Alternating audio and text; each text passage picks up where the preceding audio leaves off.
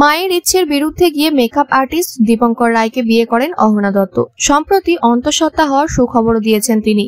কাউকে কিছু না জানিয়ে গত বছর দীপঙ্করকে বিয়ে করেন অভিনেত্রী। তখন থেকেই একসঙ্গে থাকতে শুরু করেন তারা। এদিকে কিছুদিন আগেই মাকে হারিয়েছেন চাঁদনী। অহনার সঙ্গে দীপঙ্করের সম্পর্ক নিয়ে, মেয়েকে নিয়ে নানান কথাও বলেছেন চাঁদনী। মায়ের বিরুদ্ধে পাল্টা মুখও খোলেন অহনা।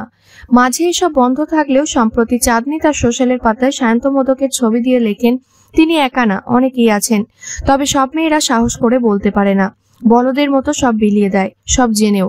এই ধরনের ছেলেরা নিজেদের চালানোর জন্য ফাঁদ পাতবেই, কিন্তু মেয়েদেরও সেটা বুঝতে হবে। চাঁদনী এই পোস্টে মেয়ে অহনাকে ইঙ্গিত করে বলেছেন তা অনেকেরই দাবি। দীপঙ্করের সাথে মেয়ের সম্পর্ক মানতে না পারায় এভাবেই ক্ষোভ প্রকাশ করেছেন তিনি।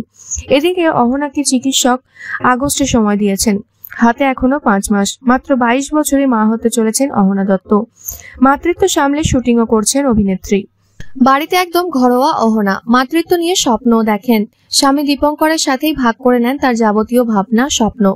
অহনা তার মাতৃত্বের সফর নিয়ে বলেন, পুত্র কন্যা যেই আসুক সে বাধ্য হবে, সভ্য হবে, প্রকৃত মানুষ হবে, মান এবং হুঁশ দুটোই থাকবে তার।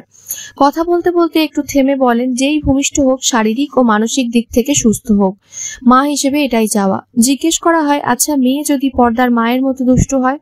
তা শুনেই অভিনেত্রী বলেন, মিশকা দুষ্টু নয়, খলনায়িকাও নয়, ও পাগলের মতো ভালোবাসে সূর্যকে। মিশকা কেবল ভালোবাসা পেতে চায়, তার জন্য সব ত্যাগ করতে রাজি, অনেকটা আমার মতো। অহনা বলেন, তিনিও ভালোবাসার কাঙাল। যার কাছে সত্যিকারের ভালোবাসা পান তার প্রায় কেনা হয়ে থাকেন। তবে অহনার মা বাবার দাবি তার মেয়ে সঠিক নন, তাদের অমান্য করেই করেছেন বিয়ে। সেই শুনে অভিনেত্রী একটু চুপ করে যান, তারপর আবার নিজেকে গুছিয়ে নিয়ে বলেন, মা বাবাকে নিয়ে আর মাথা ঘামাই না, ওদের বক্তব্য নিয়েও কিছু বলার নেই। 18 বছরে এসে জীবন সঙ্গী বেঁচেছি, আমার কোনো আফসোস নেই। দীপঙ্করকে নিয়ে খুব সুখী আমি, ওরা তো খোঁজ নেয় না, আমারও প্রয়োজন পড়ে না। স্বামী শ্বশুর মশাইকে নিয়ে দিব্যি আছি। তবে আমার যদি মেয়ে হয় এবং যদি সে আমার মতো বিয়ে করে সুখী হয়, তাহলে ওকে সারা জীবন বুক দিয়ে আগলাবো, কথা দিলাম। তারপর বলেন, খুব তাড়াতাড়ি মা হয়ে যাচ্ছি, একদিকে ভালোই হচ্ছে। আমার জীবনের সমস্ত কিছু সাক্ষী থাকবে আমার সন্তান। আমাদের এখনো আনুষ্ঠানিক বিয়ে হয়নি, ঠিক করেছি সন্তান একটু বড় হলেই ওকে নিয়ে আমরা 7 পাক ঘুরবো, বেশ অন্যরকম হবে ব্যাপারটা।